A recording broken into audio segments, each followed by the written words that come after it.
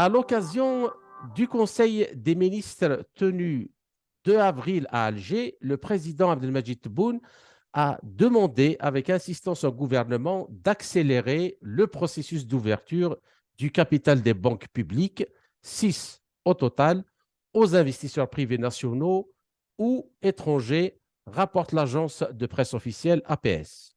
Le chef de l'État algérien a particulièrement insisté sur le respect du principe de la transparence pour engager la réforme du système ou du secteur financier et s'adapter aux mutations internationales dans ce secteur pilier de l'économie nationale.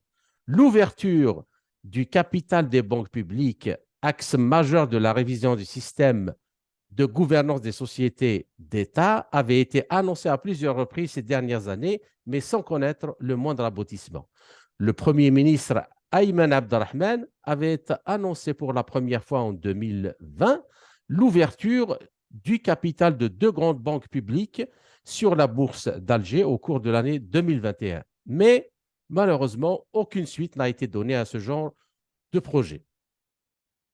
En 2000, des négociations étaient engagées également avec la filiale de la Société Générale Française en Algérie pour l'acquisition du Crédit Populaire Algérien CPA.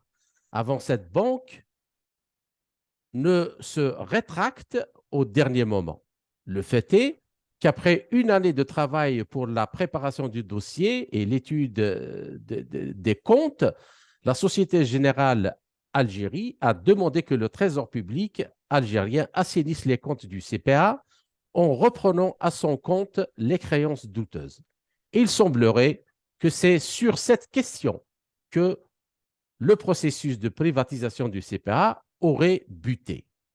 Par ailleurs, à voir comment travaillent les banques internationales et dans quels actifs elles investissent en général, il y a lieu de se poser la question sur l'intérêt à ouvrir le capital des banques publiques aux établissements étrangers habitués beaucoup plus à gagner de l'argent grâce à la spéculation que par l'investissement dans l'économie réelle.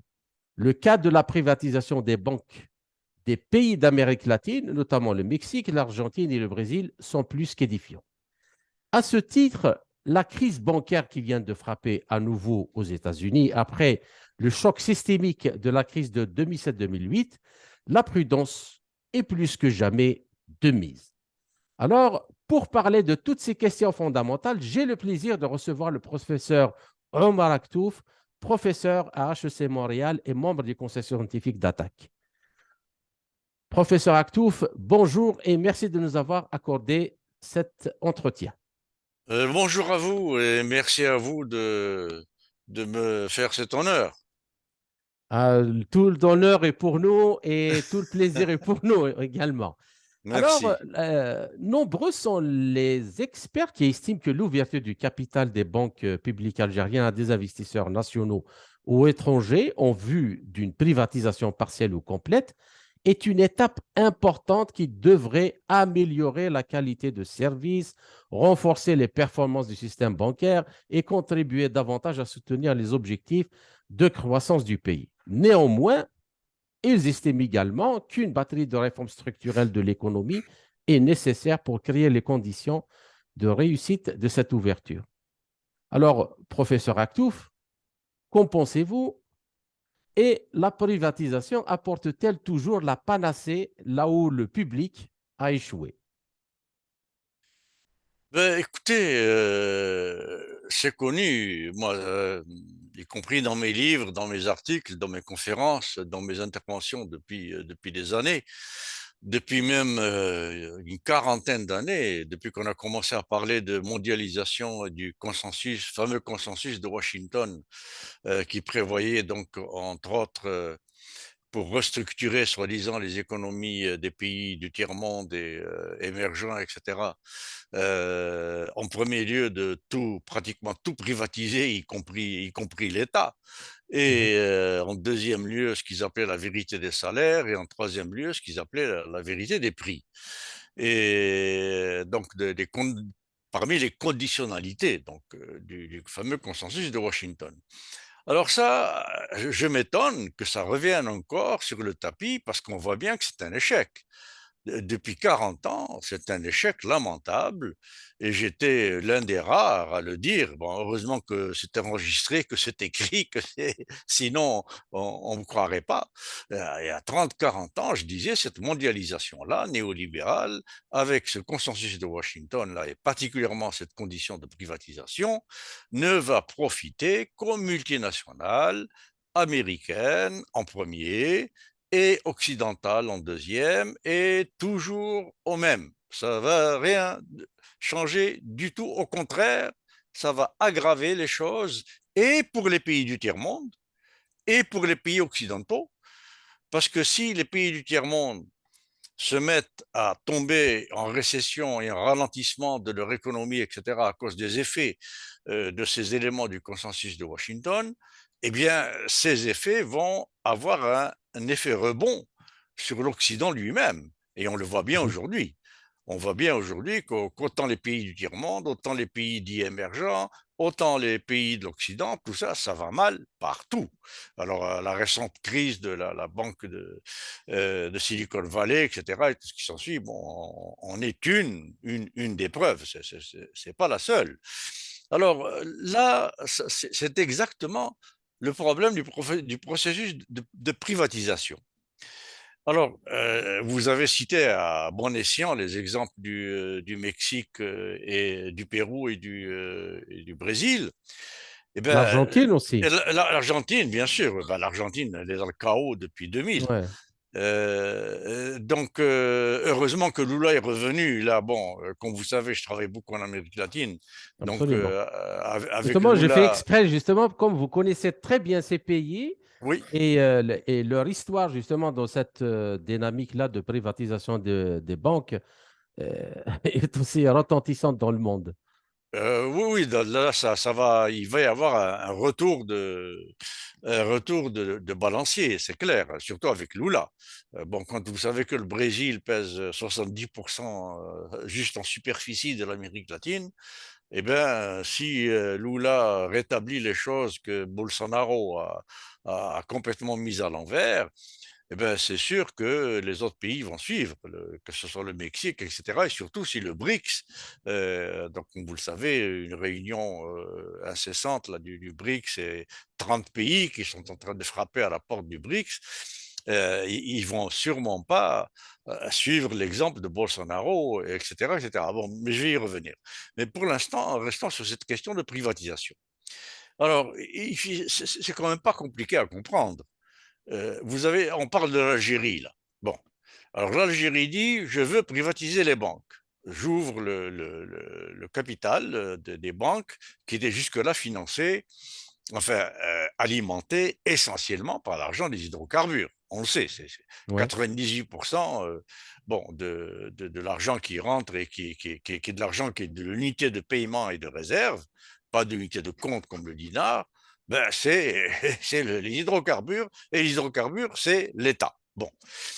Alors, si on privatise les banques, comme les chemins de fer, comme les ports, comme enfin, tout ce que vous voudrez, où va-t-on trouver en Algérie, enfin, c'est un peu ce qui s'est passé en Argentine aussi pour aboutir au chaos de 2000, où va-t-on trouver en Algérie une personnalité morale ou une personnalité physique? Bon, une personnalité morale, c'est une organisation, une société, bon, peu importe, ou une personnalité physique, donc une personne humaine, qui a amassé suffisamment d'argent pour se payer le quart du huitième, du dixième, du centième d'une banque algérienne. Où il est? Où? À part la Sonatrach, je ne vois pas où Oui, on mais peut là, trouver l'argent. mais la Sonatrach ne va pas acheter les banques, elle n'a pas intérêt. Donc, ni les autres, à part la Sonatrach, évidemment, mais c'est sûr, c'est la seule personnalité morale qui aurait les capacités, mais bon, évidemment, ça n'a aucun sens. La Sonatrach n'irait pas acheter les banques, ça n'a pas d'intérêt. Quoique, si on a le temps, on parlera du système allemand, du système japonais notamment, où la relation de propriété et d'appropriation entre les banques et les entreprises sont réciproques. Mhm. C'est-à-dire que les entreprises, si vous prenez Daimler-Benz en Allemagne, Daimler-Benz est propriétaire à 20 ou 25%, je pense, de Deutsche Bank, il me semble, ou de Bundesbank, enfin l'une des deux. Et Bundesbank ou Deutsche Bank est propriétaire de 30%, je pense, ou 35% de Daimler-Benz, et ainsi de suite. Mhm. Siemens est propriétaire de 20% d'une autre banque allemande, et cette banque est propriétaire de... Alors, ce qui fait que dans ces systèmes-là, alors au Japon, c'est encore pire, si j'ose dire, parce que les entreprises possèdent leur banque. Alors, Mitsubishi, par exemple, a sa banque, Mitsubishi. Matsushita a sa banque, Matsushita. Mhm. Et là, donc, dans ces systèmes-là, ce ne sont pas les banques qui disent aux entreprises, voilà, je veux des voitures qui rapportent 15% par an et faites-les n'importe comment de la camelote, etc. Vendez et rapportez-moi tant pour cent et voilà le chèque que je vous fais. C'est l'inverse. Mhm. C'est Daimler-Benz, c'est Siemens, c'est Matsushita, c'est Mitsubishi, etc., qui disent aux banques, écoutez, moi, je veux faire la meilleure voiture du monde, je veux faire la première voiture électrique au monde qui est fait, je ne sais quoi, hybride et super hybride et super je sais pas quoi, et il me faut tant d'argent d'investissement sur le long terme. Et quand je commencerai à faire des profits avec ces voitures-là, je commencerai à vous rembourser à un taux sur lequel on va s'entendre, etc.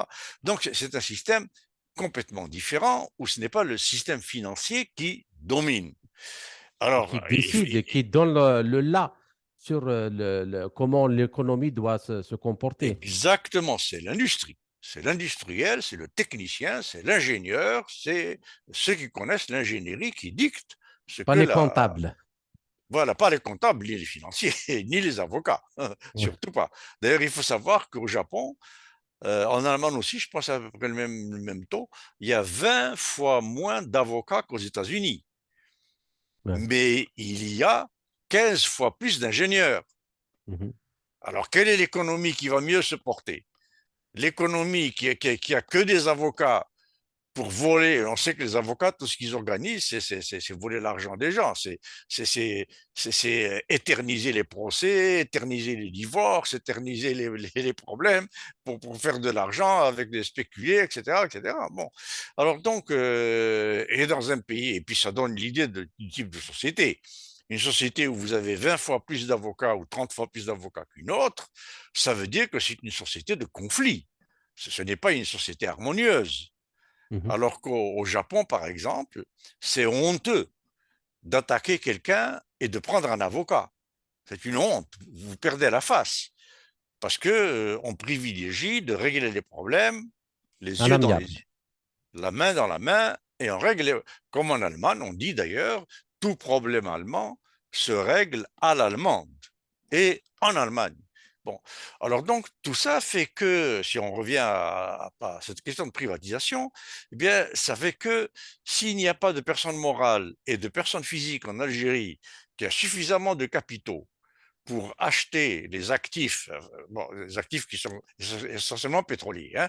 Si on enlève la monnaie en tant qu'unité de compte, c'est-à-dire qui est libérée en dinars et qui ne vaut rien, pratiquement, donc en pratique, elle ne vaut rien, eh bien, le reste, ce qui est unité de paiement et unité de réserve, vient essentiellement des hydrocarbures. Alors, quel Algérien, quelle société algérienne, quelle entité algérienne va acheter les banques algériennes? Il n'y en a pas. Il n'y en a pas. Bon. Donc, qui va acheter? Eh bien, c'est Société Générale. Et d'ailleurs, Société Générale se désiste. Là. Ils hésitent, ils y vont, ils n'y vont pas, parce que. Et vous avez parlé de cet exemple, bon, où on demande d'abord d'assainir les comptes, etc., et les mauvaises créances, tout ce qui s'ensuit, avant d'acheter. Alors ça, c'est-à-dire qu'on pose non seulement, on va acheter pour presque rien, ça va être bradé, évidemment, quand vous venez d'une banque de première ligne de France, en première ligne par rapport à l'Algérie, et vous venez avec vos euros pour acheter les actifs d'une banque algérienne, vous allez tout faire pour montrer que ces actifs sont appuyés sur presque rien. Et donc les acheter à vil prix. Alors donc, voilà ce que J'aimerais, ça veut dire pour moi. J'aimerais voilà, rebondir sur ce que vous venez de dire, Monsieur Aktouf. Il y a les experts donc, économiques algériens sont unanimes. Je pense que vous serez d'accord que quant à l'inefficacité et la lourdeur du système bancaire national, qui contribue très peu au développement économique du pays. Oui. Mais moi, ma question, néanmoins, si c'est le secteur privé qui est la solution à tous les problèmes, comme on veut bien le vendre, pourquoi dans ce cas ne pas se contenter d'autoriser la création de banques privées pour ceux qui en ont les moyens et qui le souhaitent et s'atteler par ailleurs à la tâche de réformer le système bancaire national et rendre son management plus efficace de telle façon à qu'il puisse avoir tout son rôle dans l'économie. Oui, mais là, attention, il y a au moins deux ou trois problèmes. Le premier problème, c'est l'efficacité pratico-pratique de simples transferts de fonds et donc et d'échanges de fonds entre entités en Algérie. Alors, quand vous avez pratiquement 80% des transactions de tout ce qui se fait en liquide, c'est d'une lourdeur inouïe. Alors, ajoutez à ça le fait que le privé, si c'était la panacée, ça se saurait. Le privé est efficace si et seulement si il est réglementé et surveillé par un État qui est au-dessus des intérêts du privé. Alors, c'est ce que démontre, par exemple, l'exemple islandais. Mhm, L'Islande, en 2008, au lieu de faire, alors, Islande en 2008, l'État islandais, très efficace. L'État islandais avait une dette publique, je pense, de 30% de son PIB, 28% à peu près. Sur le plan budgétaire, etc., ils étaient en équilibre. Mais les banques qui étaient privées, islandaises, bon, je ne sais pas, il y en a peut-être une dizaine, eh bien, elles étaient surgonflées, mais hyper gonflées à l'hélium de produits financiers toxiques qui ont été cherchés sur les marchés internationaux, donc comme les subprimes, et ce qui fait que ce sont les banques privées qui ont plombé l'économie islandaise.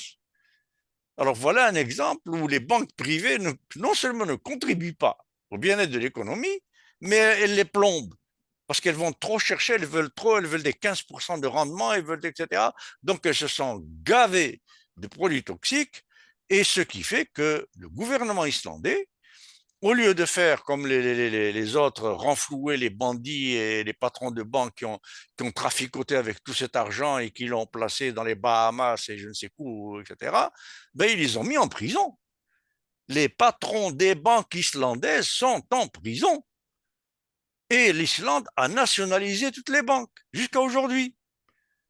Et l'Islande se porte très bien avec le tourisme, la dévaluation évidemment en nationalisant les banques et puis en essayant d'éponger les dégâts des banquiers privés précédents, ben, la monnaie islandaise est obligée de baisser, ce qui a fait que ça a attiré énormément de tourisme, d'investissements étrangers, d'investissements essentiellement dans le tourisme d'ailleurs, dans l'immobilier, etc., etc., les infrastructures.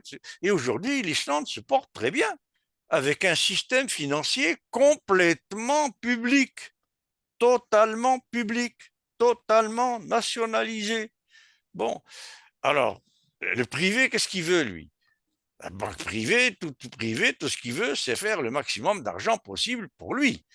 Alors, si c'est, comme je l'ai dit, s'il n'y a pas d'opérateur algérien qui a suffisamment d'argent pour acheter les actifs et même les mauvaises créances, etc., de nos banques, eh bien, ça sera une banque américaine ou française, ou etc., qui va l'acheter pour pratiquement une bouchée de pain. Et tout l'argent qui se fera, eh bien, l'immense majorité de cet argent ne restera pas en Algérie. Parce qu'une banque française ou anglaise ou de ce que vous voudrez, de la City qui vient investir en Algérie, c'est sûrement pas pour faire des bénéfices et les donner aux Algériens.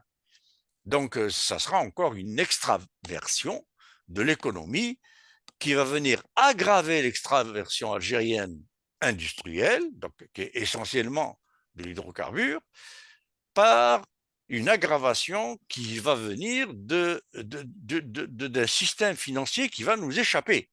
Bon, alors je suppose que même la Banque centrale va être privatisée, évidemment, parce que si on fait tout ça, les banques étrangères qui vont venir acheter ou privées qui vont venir acheter les banques algériennes vont poser comme condition essentielle et première, si ce n'est pas déjà fait, que la Banque centrale soit indépendante, privée, comme c'est un peu partout dans le monde occidental maintenant, à part l'Islande et l'Allemagne et bon, les autres pays qui sont différents. Eh bien, si la Banque centrale est privée, ça voudra dire, ça me rappelle Napoléon, qui disait tout chef d'État ou tout État dont le financement dépend de banques dont il n'a pas le contrôle n'est plus maître de ses décisions. C'est certainement. Napoléon. Ouais, ouais. C'est Napoléon qui disait ça. Alors si on fait ça, qu'est-ce qu'on va faire à l'Algérie? On va faire en sorte que l'État algérien va dépendre de banques qui elles-mêmes dépendent de banques qui ne sont même pas chez nous et sur lesquelles nous n'avons aucune espèce de prise. Et donc, quel type de décision va prendre l'Algérie? Alors, M. Tabboune lui-même, le président, il l'a dit, il a écrit, ça a été publié, il a dit ceci.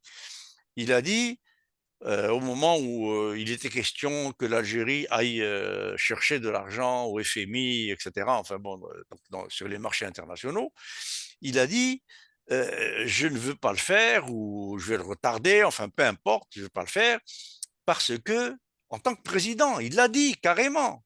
Que Alors que cela même, hypothèque la souveraineté du pays. exactement, et il a Mhm. rajouté, vous ne pourrez même pas dire un mot sur la Palestine. Oui. Ou C'est-à-dire que sur le le Sahara président, occidental.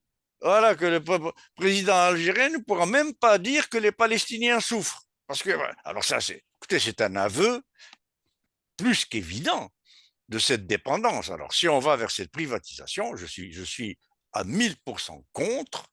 Je préfère qu'on attende ce qui va se passer avec le BRICS, parce qu'il y a un nouveau système financier qui va se dessiner, ça c'est certain. Et je suppose que notre gouvernement, comme d'autres, pas le seul, Mhm. et D'accord. particulièrement les gouvernements qui sont en train de frapper à la porte du BRICS, certainement, doivent subir d'énormes pressions pour se dépêcher de privatiser leur système financier pour que le système financier qui est dominé par le dollar et l'euro et la livre sterling se dépêche d'accaparer ce qui peut-être entrerait sous le contrôle du BRICS. Ouais. Donc voilà un peu une espèce de course qui se joue en ce C'est moment. vrai, c'est très important ce que vous venez de dire là. Alors, pour beaucoup d'économistes, Monsieur Aktouf, les réformes monétaires et bancaires financières ne peuvent réussir que si elles sont accompagnées d'un changement plus important sur le plan structurel pour réduire, ouais, enfin, c'est ce qu'ils disent, la dépendance de l'économie par rapport aux hydrocarbures et lui donner les moyens de devenir une économie productive, notamment industrielle et agricole. Or, les pays qui arrivent justement, comme vous voulez de le noter à juste titre, à émerger et à faire développer leurs économies réelles, industrielles, agricoles, scientifiques et technologiques, ont tous gardé public ou semi-public Oui, avec oui, une prédominance à l'État, de l'État, oui, les oui. plus importantes banques du pays, à l'instar de la Chine, par exemple, La ou la Russie. Chine, la Russie, l'Inde. Alors, ma question, Monsieur Aktouf, qu'en pensez-vous? Et n'est-ce pas de cette façon que, par exemple, l'exemple que nous connaissons très bien, que le général de Gaulle a réussi à mener la politique des Trente Glorieuses en France, tout en permettant l'existence d'un secteur bancaire privé, mais c'est-à-dire, il y avait le système bancaire public, mais le système bancaire privé était soumis aussi aux directives de l'économie dirigiste et planifiée qu'il avait instaurée. Mais bien sûr, mais Charles de Gaulle, il s'est empressé. D'ailleurs, Macron en a parlé quelque part au début de son premier mandat, et il a repris cette idée de Gaulle en disant qu'il fallait à la France un plan industriel pour relancer la France. Bon, alors un plan, ça veut dire qu'on n'est plus du tout dans le capitalisme libéral, néolibéral, free for all, tout est libre, le privé fait ce qu'il veut, comme il veut, etc. On est plus, dès qu'on parle de plan, on n'est plus là-dedans. Alors, depuis, il n'en a plus parlé, enfin, on n'en a plus entendu parler, mais Montebourg, je pense, avait à peu près les mêmes idées que De Gaulle. D'ailleurs, dernièrement, il l'a dit, qu'il regrettait que la France ait perdu tant de fleurons industriels bradés, donnés, Soldée. mais par pure idéologie, Ouais. et par pur suivisme du modèle américain dominant. Donc, De Gaulle, après la Deuxième Guerre mondiale, il a eu un raisonnement extrêmement logique et extrêmement solide. Il a dit tout simplement qu'après cet énorme chaos de la Deuxième Guerre mondiale, même si la France n'a pas été aussi détruite que l'Allemagne ou que les autres pays, elle a été relativement épargnée quand même en termes de destruction d'infrastructures, de villes, de ce qui s'ensuit, etc. Malgré ça, il a dit, ce chaos dans lequel cette deuxième guerre nous a laissés nécessite un plan de relance de l'économie parce que c'est trop important pour être laissé à l'initiative de petits faiseurs d'argent par-ci et par-là. Mhm. Alors, ouais, c'est De Gaulle qui disait ça. Et donc, il y a eu effectivement un commissariat au plan qui s'est occupé de relancer Et l'agriculture justement, française, dans etc. ça, tous les projets qui ont fait justement la puissance industrielle et technologique de la France étaient Oui, financés par le secteur privé, par le secteur public. oui, oui, C'était oui, les bien sûr. banques publiques qui les avaient fait Oui, financer oui, avec des taux d'intérêt plus que raisonnables, parce que je crois qu'ils ne bien, dépassaient pas bien sûr, les 5% à peu près. mais Et bien c'est en sûr. fait la politique inverse qui a été faite après De Gaulle qui a mené au chaos actuel. Ah ben, absolument. Ben, après De Gaulle, on est rentré dans petit à petit dans le giron du néolibéralisme, particulièrement Giscard d'Estaing, hein, la grande civilisation occidentale avancée, etc. Pour lui, c'était les États-Unis. Il était à genoux devant les États-Unis, ce que n'était pas du tout De Gaulle. Et donc, à partir de Giscard d'Estaing, ben, on a vu petit à petit la France. Alors, sous le quinquennat ou premier ou deuxième mandat de Giscard d'Estaing, si je me rappelle bien, Il c'est a un fait un chiffre. mandat, lui. Il a fait un mandat. Voilà, ouais, oui, mandat, pardon, un seul mandat, mais les effets se sont vus après. Donc, dans le mandat suivant, celui qui lui a succédé, c'était Chirac. Non, Et non, c'était, pardon, Mitterrand. ah, c'est Mitterrand, c'est vrai, ben oui, le fameux débat, tout ça, bien sûr, c'est Mitterrand, mais évidemment. Bon, donc les effets se sont fait sentir dans le sens où Giscard s'est mis à lancer en France disons, l'entrée par la grande porte des intérêts privés dans les élaborations des politiques économiques. Voilà. Donc les grands PDG, les grands patrons, etc., comme aux États-Unis, avec Giscard, étaient partie prenante dans les comités de conseil et de planification et de réflexion de l'économie française. Et on a bien vu ce que ça a donné. Bon, Mitterrand a profité quand même de la lancée qu'avait donné De Gaulle, et il a essayé de la maintenir. Mais donc, petit à petit, ben, on a abouti à ce que la Banque centrale française est devenue une banque quasi privée, sinon privée. Et aujourd'hui, la BCE est une banque privée qui fait exactement comme la Banque fédérale aux États-Unis. Alors, donc, si c'est vers ça qu'on veut aller en Algérie, moi, je dis à tous ces conseillers économiques, etc., s'il vous plaît, relisez vos classiques de l'économie, refaites vos études, allez observer l'Islande. Mais enfin, mais je me demande, comment se fait-il qu'on envoie des gens en France, aux États-Unis, en Angleterre, et on n'envoie personne en Islande, Ou en hein, Chine. ou en Chine, ou en Parce que les plus Russie? grandes banques aussi en Chine qui Mais financent le fait, bien elles sont sûr. publiques. Et ça, bien sûr, et les grandes sociétés, c'est des sociétés d'État. Les miracles chinois, c'est des sociétés d'État qui les ont fait, c'est pas des sociétés privées.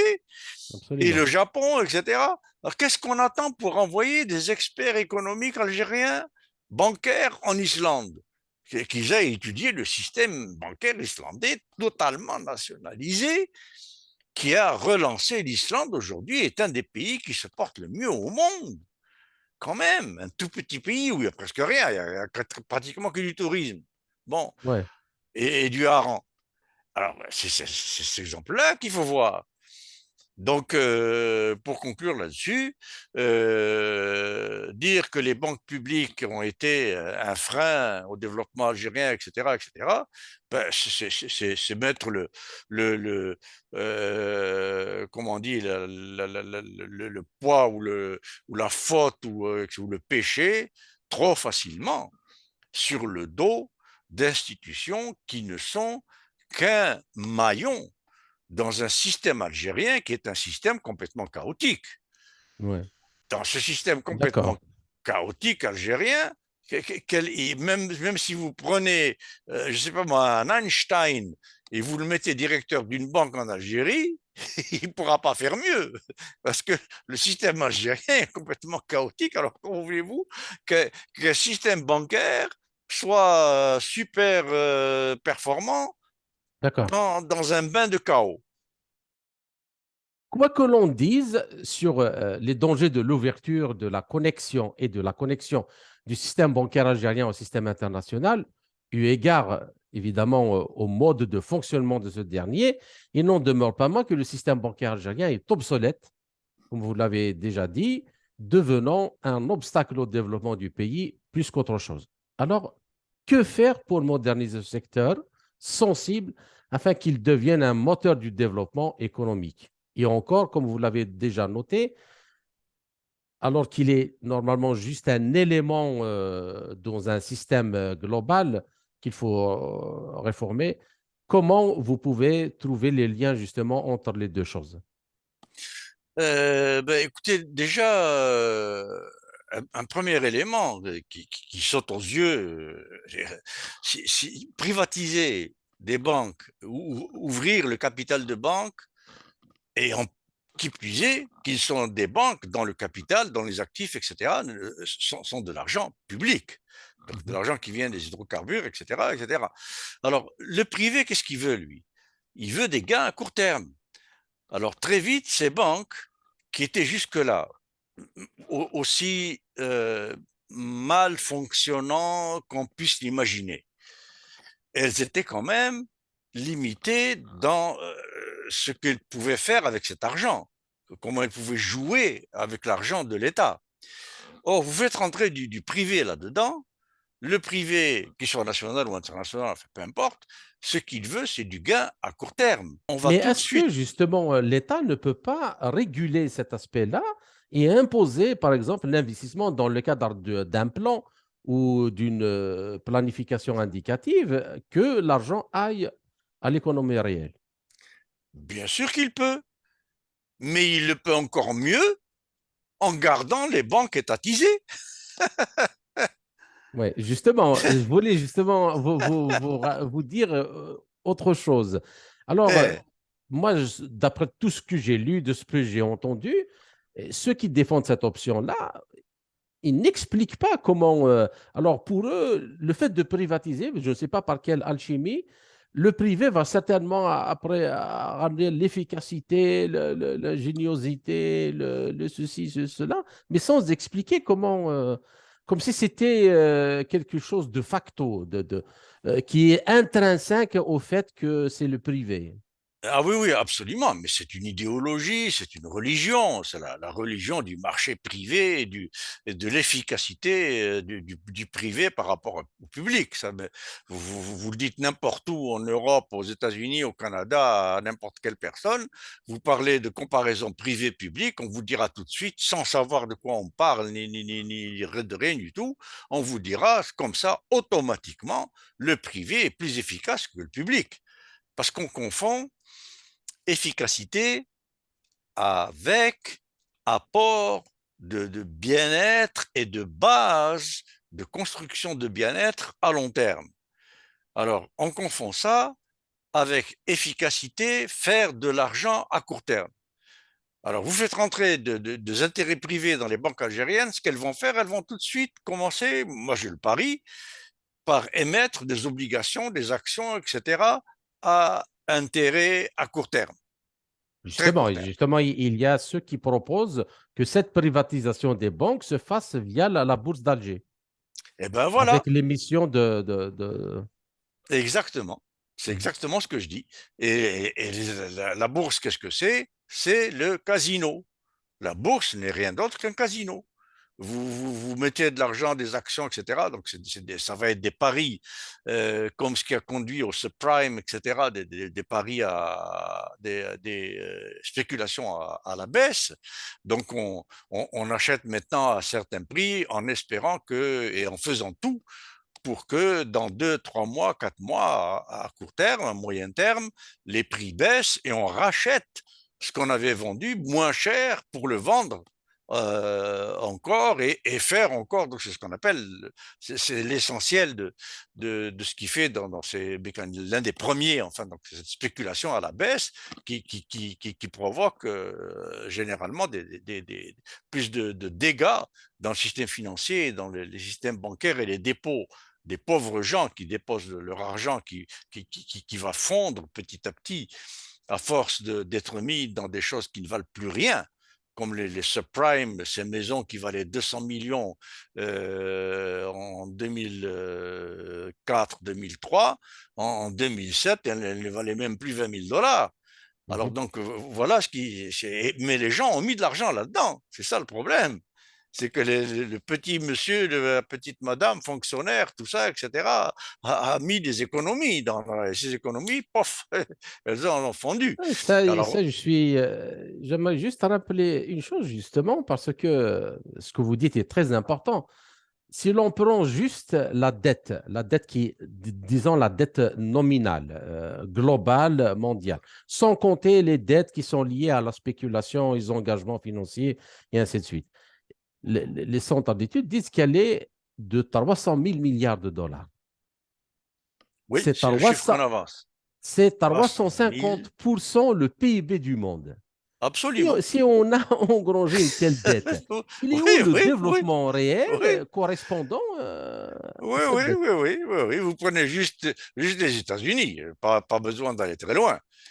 Juste les États-Unis, leur dette totale est, est inatteignable, même dans 10, 15 ans, 20 ans de PIB américain. Surtout si on compte les réserves de dollars en plus qui circulent dans le monde et qui sont hors des États-Unis.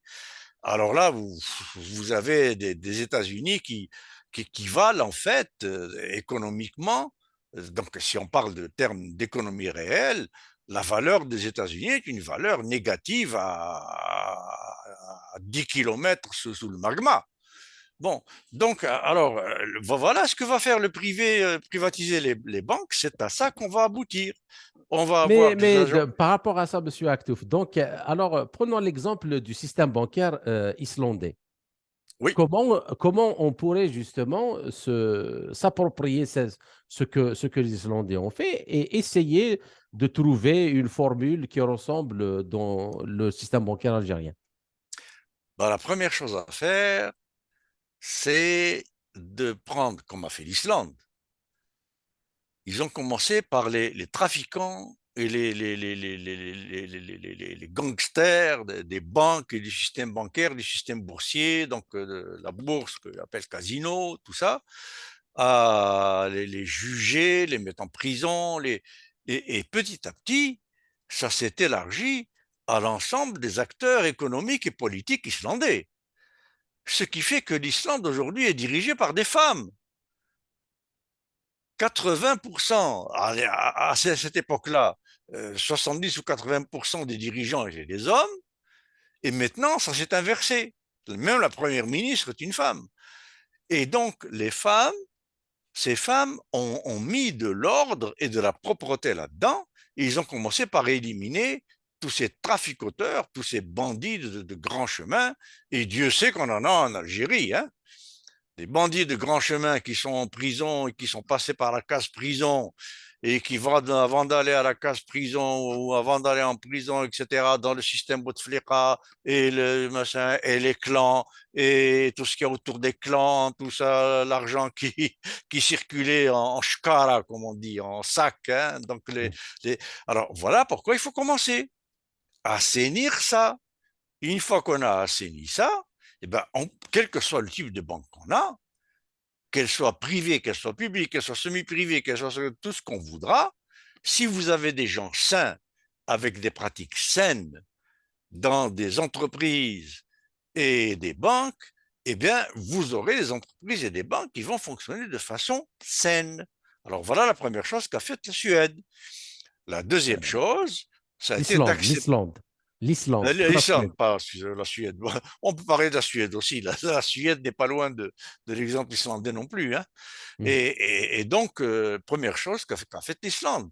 Et deuxième chose, ça a été de faire en sorte que, un peu comme le Japon, etc., que la finance se mette au service d'un plan, y compris les opérateurs privés, les opérateurs privés étrangers, au service d'un plan qui développe une Islande qui va d'abord et avant tout servir au bien-être des Islandais et en deuxième lieu à construire en Islande des bases de production d'activité et euh, euh, de, de mouvements économiques, etc., à long terme, même en obligeant à faire des profits presque ridicules.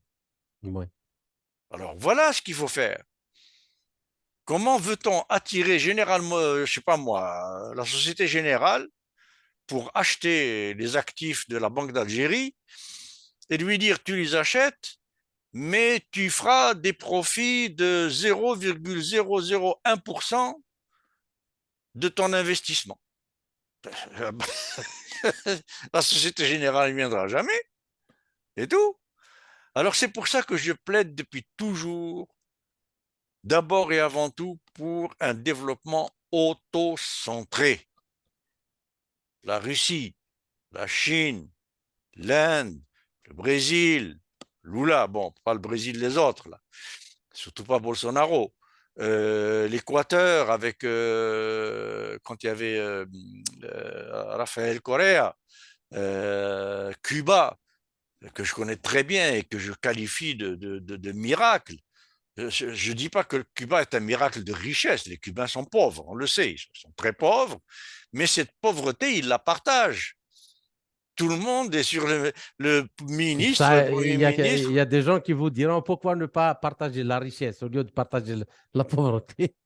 Et oui, mais partager la richesse, comme ils disent, il faut d'abord la produire, mais pour la produire, il faut des gens sérieux. Alors, s'il n'y avait pas le blocus sur Cuba depuis 80 ans maintenant, pratiquement, eh bien, Cuba serait aujourd'hui un pays riche. C'est sûr, sûr et certain. Parce que Cuba a le plus haut taux de diplômés universitaires du monde. L'un des meilleurs systèmes de santé du monde. Bon, Absolument. alors, Cuba, ils ont peu, ils le partagent, et ce que j'appelle le miracle cubain, c'est le fait d'avoir résisté 80 ans à ce blocus américain. si ce blocus américain avait été imposé à la France ou à l'Italie ou au Canada, eh bien, ces pays-là seraient aujourd'hui Bangladesh. Imaginez que les États-Unis encerclent le Canada et empêchent tout produit canadien de sortir du Canada et tout produit étranger de rentrer au Canada. Au bout de 10 ans, le Canada serait le Bangladesh. Ce serait fini. Mais alors, par quel miracle Cuba a réussi à tenir et à survivre et à continuer à vivre et à continuer aujourd'hui à avoir des manifestants. Vous savez, bon, il y a des manifestations depuis la mort de Castro, etc., à Cuba. Alors, des gens qui veulent plus libéraliser, des gens qui veulent moins, mais on a pratiquement une majorité de Cubains qui manifestent dans les rues, de contre-manifestants, pour dire qu'ils veulent préserver, conserver le système cubain dans son essence, dans son idéologie de base. Alors qu'on ouvre, qu'on élimine ce blocus, etc., et qu'on va, parce qu'ils ont compris que la façon, disons, de partage, d'honnêteté, etc., de maintien d'un minimum de sérieux dans les affaires de l'État, c'est ça qui va faire, qui fera que Cuba sera quelque chose d'extraordinaire au Et une moment où... chose aussi, Monsieur Aktouf, donc il y a beaucoup, enfin, le gouvernement algérien dit que cette ouverture du capital des banques publiques peut aussi être une occasion ou un moyen de ramener l'argent, les dizaines de milliards de dollars qui sont dans le secteur informel, de les ramener dans le circuit officiel, c'est-à-dire dans le circuit bancaire. Qu'est-ce que vous en pensez? Ben, écoutez, ce que j'en pense, c'est que cet argent, s'il revient, bon, d'abord, il faut commencer par parler franchement. Parce que si on a un crocodile dans la maison et qu'on l'appelle un petit chat, ben, il ne faut pas s'étonner qu'un jour votre chat vous arrache une jambe. Ce n'est pas un chat, c'est un crocodile. Bon, alors le crocodile algérien, c'est le fait qu'il n'y a pas un investisseur étranger quelconque algérien honnête qui va venir investir en Algérie. Je travaille beaucoup à l'étranger, dernièrement en Belgique. J'étais en conférence là-bas. Des Belges, des hommes d'affaires belges, que je ne connais ni d'Ève ni d'Adam, qui sont venus me voir pour me dire, écoutez, on a entendu dire que l'Algérie est en train de vouloir investir, etc., dans le développement de, je pense, un secteur quelconque de la sidérurgie. D'ailleurs, je n'étais même pas au courant. Je ne savais pas exactement de quoi il s'agissait, mais en tout cas, ça touchait à la sidérurgie. Et ils m'ont dit, monsieur, écoutez, on vous connaît, on a entendu parler de vous, tout ça, etc. Et on voudrait que vous soyez intermédiaire, on vous fait confiance. Si vous pouvez nous trouver des gens sérieux en Algérie pour investir, nous sommes intéressés à y aller et à contribuer, etc., etc. Bon, alors, j'ai essayé avec quelques personnes sérieuses que je connais en Algérie. Eh bien, quelle a été leur réponse? Omar, si tu ne veux pas perdre ta réputation d'homme intègre international, ne te mêle pas de choses de ce genre. Parce que n'importe quel sou qui rentre en Algérie, même s'il rentre avec des intentions honnêtes, très vite, le système Algérie, ce que j'appelle le système Algérie, on voit très bien ce que je veux dire, eh bien, va très vite transformer cet argent en argent de traficotage et de détournement et de corruption. Alors, donc, voilà le problème. Même si de l'argent rentre en Algérie, tout de suite en y entrant, il faudra qu'ils se mettent dans des traficotages. Parce que s'ils ne traficotent pas, Mais s'il ne c'est va pas cet chercher des... argent-là, justement, de l'informel. Je parle de l'argent qui est dans le système, dans le secteur Oui, informel. oui. Est-ce que cette ouverture de capital des banques peut justement servir à ramener cet argent? Il y en a qui disent que c'est plus de presque 90 milliards, je ne sais pas, j'ai entendu dernièrement, je ne sais pas si ce chiffre est sérieux, mais en tout cas, c'est des dizaines de milliards de dollars. Est-ce que cette ouverture peut servir à ramener cet argent dans le circuit officiel? Moi, je pense que c'est beaucoup plus que 100 milliards ou des dizaines, si ça ne se chiffre pas en milliers de milliards de dinars ou de dollars, d'argent informel à l'intérieur et à l'extérieur.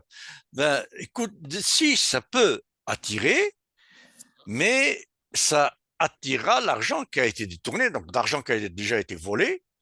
Eh bien, moi, cet argent-là, je ne lui dis pas, rentre, je t'ouvre les portes et je te mets le tapis rouge et je te souhaite la bienvenue et je t'embrasse la tête. Je lui dis, tu rentres et tu vas en prison et tu payes des pénalités, etc., etc. Parce que tout l'argent sorti Non, d'Algérie, c'est il de y, l'argent il y a, volé. il y a des gens, c'est-à-dire qui ont beaucoup d'argent dans l'informel, tout simplement parce qu'ils estiment, c'est pas parce que forcément ils ont volé, mais parce qu'ils estiment que le système fiscal est Oui, complètement injuste et que, voilà, ils refusent de payer une fiscalité, enfin, les deux, ce qu'ils doivent payer par rapport à une fiscalité qui est complètement injuste à l'égard des investisseurs ou des industriels. oui, Qu'est-ce oui, que oui, vous en bien, pensez? oui, oui, bien sûr, oui, oui. Non, quand je parle de vol, c'est que, écoutez, soyons sérieux, tout argent algérien qui va servir à des moyens productifs quelconques, que ce soit en Algérie ou à l'extérieur de l'Algérie, ne peut venir que de la rente des hydrocarbures. Et on sait très bien qui contrôle la rente des hydrocarbures et les traficotages qui se font autour. Bon, donc que vous allez d'un coin ou un autre, il y a quelque part où on a détourné, où on a volé, où on a, etc. Bon, celle-là l'a essayé. Et celle-là l'a essayé sur mon conseil. C'était un forum auquel on m'a invité, du CNES, etc. Et j'ai dit à celle-là et son gouvernement, ils étaient tous là, j'ai dit, écoutez, essayez ceci. Pour l'informel, vous ne pouvez pas le faire, parce que j'ai travaillé sur l'informel au Brésil, l'argent informel pour le faire sortir. Un de ces jours, on fera un webinaire là-dessus, si tu veux, ou une interview, ou bon, Mhm. si vous voulez. Eh bien, l'informel, l'argent informel, on ne peut pas le faire sortir ni par la force, ni par la séduction. On peut le faire sortir et le faire rentrer et le rendre donc visible par des formes de ruses. Bon. Et l'une des ruses que j'ai proposées à M. Slell et son gouvernement, c'est de promettre une amnistie fiscale. C'est-à-dire de dire, écoutez, sortez-nous cet argent, on ne va pas vous demander d'où il vient, d'où il sort, etc. Et il n'y aura pas de pénalité, il n'y aura pas de taxe, il n'y aura pas de surtaxe, il n'y aura pas de... Hein, il y aura un taux d'intérêt correspondant au taux d'intérêt normal que paye tout capital productif en Algérie. Et deuxième chose, si vous sortez cet argent, eh bien, cet argent, vous en ferez ce que vous voudrez dans l'économie algérienne, mais pourvu que ce soit un pour promouvoir les capacités productives algériennes, en premier lieu, et en deuxième lieu, des profits personnels. Alors, il a essayé celle-là. Il a essayé aussi, avec ce que je lui ai conseillé, c'était l'emprunt national. Alors, l'emprunt national, c'était mon idée. Et moi qui ai dit à cela et à son gouvernement, qui était tout là, le ministre des Finances et tout, qui a été d'ailleurs mon étudiant, ministre des Finances de l'époque, je lui ai dit, écoutez, un emprunt national, des obligations, un emprunt national avec un taux de rendement, disons, le moindrement attrayant, et qui promet aussi de ne pas chercher à punir, etc. Donc, emprunt national libellé en dinars, ça a beaucoup d'avantages. Ça a déjà l'avantage du fait que c'est nous-mêmes qui sommes nos propres emprunteurs. Mhm. Donc, on a le contrôle de notre propre monnaie. Et ça a aussi l'avantage de faire en sorte que le dinar, en devenant non plus juste une unité de compte, mais une unité d'investissement, une unité de production, de productivité, etc., le dinar pourra s'évaluer et profitera à tout le monde. Cette réévaluation du dinar profitera à tout le monde, à ceux qui le sortent en premier. Cela l'a essayé. eh bien, ils n'ont même pas réussi à sortir 10 millions ou 15 millions, pratiquement rien, rien de rien. Pourquoi? Parce que l'Algérien qui possède de l'argent informel n'a pas confiance au système algérien. Et l'autre conseil que j'ai donné à ce gouvernement, donc aparté, hors antenne, si on veut dire, c'était, écoutez, vous devez accompagner toutes ces mesures de mesures qui donnent à l'Algérien et à ces Algériens qui possèdent l'informel qui s'ensuit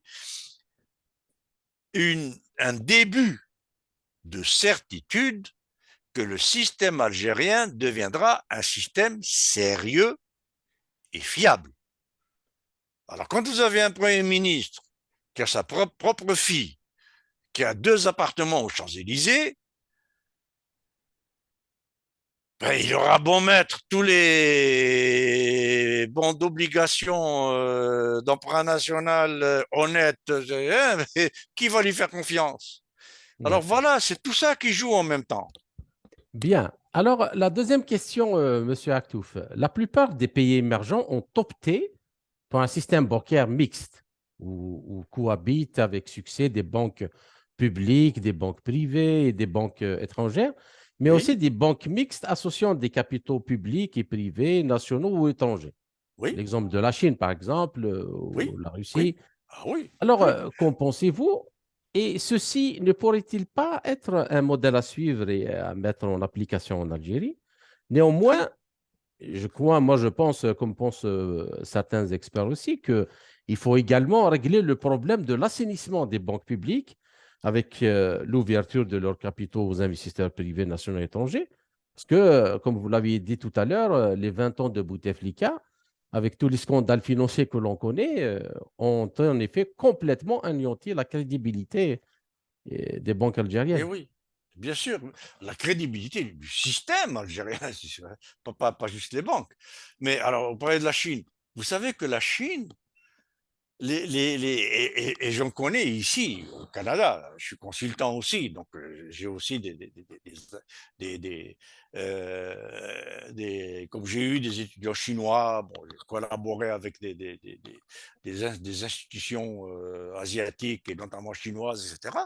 On me demande parfois comme consultant dans ce domaine-là, et je vous jure, les investisseurs de très très haut niveau, canadiens, américains, me demandent, s'il vous plaît, comment pouvez-vous nous aider à mettre notre argent en Chine? Ils courent après les Chinois pour leur donner leur argent. Ils ne posent même pas de conditions. Ils disent juste, permettez-nous de mettre notre argent en Chine. Parce qu'ils savent qu'en Chine, tout ce qui se fait est contrôlé depuis le comité central, depuis le politburo, depuis etc., avec des instances régionales, sous-régionales, etc., et que tout est sérieux, tout est au cordeau, tout est, quand il y a une parole, c'est une parole, etc., et ils courent après les Chinois pour leur donner leur argent. D'autant plus que l'argent placé en Chine, c'est celui qui rapporte le plus au monde. Bon, alors voilà l'Algérie ce qu'elle devrait faire. Oui, alors assainir les banques. Comment assainir les banques? Avec quoi? Avec l'argent de la Sonatrach? Encore? Ou alors aller courir après le FMI ou la Banque mondiale ou je ne La sais planche à quoi? billets. La Ben planche à oui, billets. ben oui, ou la planche à billets, comme disait Yahyaoui, le renflouement non conventionnel. Mais là, assainir le système bancaire algérien, je le dis et je le répète, d'abord, il faut tenir compte du fait que les principaux créanciers et mauvais créanciers sont étatiques. Les opérateurs principaux algériens qui empruntent de l'argent algérien pour investir en Algérie, etc., sont ce qu'on appelle les sociétés nationales ou les sociétés entreprises économiques nationales. Et puis, bon, les périphériques du temps de Bouteflika, bon, dont on sait ce que c'est. Hein.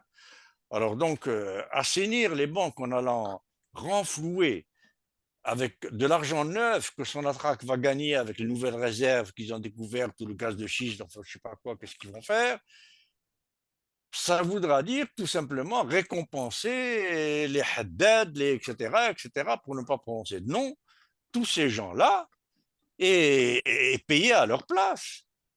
Non, il faut aller avec maintenant, aujourd'hui, avec les moyens technologiques dont nous disposons, juste à penser au blockchain des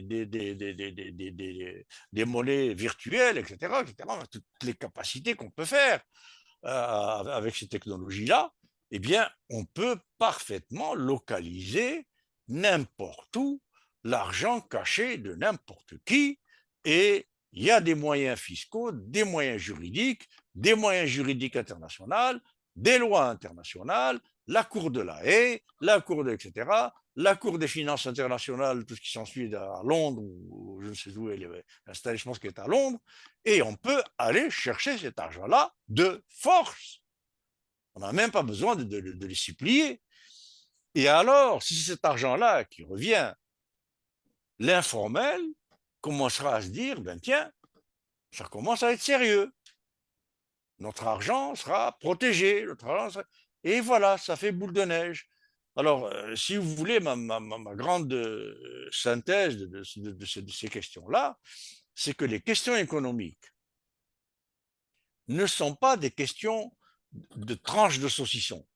Ouais, C'est pas c'est voilà un les tout. banques, C'est un voilà les tout, finances, voilà l'éducation, voilà les affaires. C'est un tout. absolument. Alors, si autour des banques, vous n'avez pas de port, pas d'aéroport, pas d'économie digitalisée, pas de guichet automatique, pas de moyens de transfert pratiquement à la seconde près, pas de tout ce qui s'ensuit, et en plus, pas de sérieux, ben, évidemment, vous aurez beau nationaliser toutes les banques, et moi je D'accord, le dis tout de suite, ils auront beau les nationaliser, s'ils le font, moi je vous parie tout de suite qu'il n'y aura aucun résultat, ça ne donnera rien du tout, et au contraire, l'Algérie va perdre parce qu'elle va ouvrir la porte à des renards étrangers qui vont venir en toute légalité prendre, sucer de d'accord. ce qui ne reste qu'on réserve. Bien. Alors, la dernière question, Monsieur Aktouf. Beaucoup de pays africains, pour ne pas dire la majorité, souffrent du même problème concernant le système bancaire et le système économique en général que l'Algérie. Alors, que pensez-vous de l'idée d'un réseau bancaire africain féodé à une grande banque de développement à l'image de celle créée par les BRICS et que peuvent faire les pays africains ensemble et comment pourraient-ils remédier à ce problème? Excellente idée. Excellente idée. Ouais, je ne veux pas oublier que la Chine, avant qu'elle ne soit ce qu'elle est, et tout le pourtour asiatique, en dehors évidemment des dragons, des tigres et des dragons, enfin, surtout des tigres, du Japon, Corée, etc., eh bien, il ne faut pas oublier que ça avait commencé par ce genre de mesures, c'est-à-dire une forme de système de financement, de développement entre pays donc périphériques de la Chine à partir de fonds contrôlés par ces pays-là, à commencer par la Chine.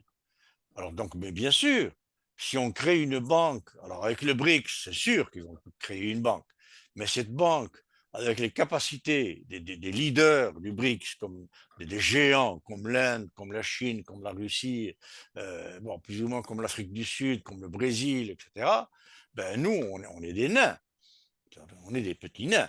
Alors ces géants-là vont être les premiers à mettre dans ces banques de développement, c'est, parce que ça peut être plusieurs, Mhm. avoir une banque de développement dévouée à l'agriculture, une banque de développement dévouée aux technologies futures, une autre banque dévouée au financement du rattrapage scolaire et culturel et de capacité de jugement et d'inventivité, tout ce qui s'ensuit. Donc, tous ces systèmes bancaires d'aide, d'investissement et d'aide au développement, ben, c'est sûr que c'est la solution. Mais il faudra admettre qu'il faudra qu'on patiente et qu'on se mette un peu en dépendance ou en collaboration à leurs conditions Mhm. avec des pays comme la Chine, comme la Russie, comme le Brésil, etc., qui viendraient, par exemple, dire en Algérie, le Brésil, il pourrait dire, écoutez, moi, l'Algérie, les hauts plateaux, je peux en faire un immense champ de soja D'accord, ou d'accord. de canne à sucre. Mhm. Alors, bon, ben, on accepte. D'accord, venez transformer les beaux plateaux en canne à sucre. Et nous, on a notre part notre cote-part dans la banque et dans notre cote-part de droit de tirage. Mais le Brésil, il en a un peu plus. Et la D'accord, Chine, etc., etc. Et ça fait aussi, je termine, ça fait que donc tous ces pays qui rentrent dans ce genre d'accord n'ont aucun intérêt à détruire les autres pays, d'accord, ce qui est la logique de l'Occident. Je d'accord, gagne parce que je détruis l'autre. Alors que le BRICS, etc., moi j'en suis certain, rentre dans une logique où je gagne si je fais gagner l'autre. d'accord. Donc, on a tout intérêt, absolument. Alors, professeur Omar Aktouf, je vous remercie pour cet entretien passionnant, comme d'habitude, et riche en informations. J'espère que nous avons réussi à éclairer cette question cruciale de la privatisation des banques publiques algériennes, ses enjeux et ses conséquences. J'espère vous retrouver dans les quelques semaines à venir dans un autre entretien pour traiter d'un autre sujet. Merci encore une fois et à très bientôt. Merci beaucoup. À très bientôt. Merci.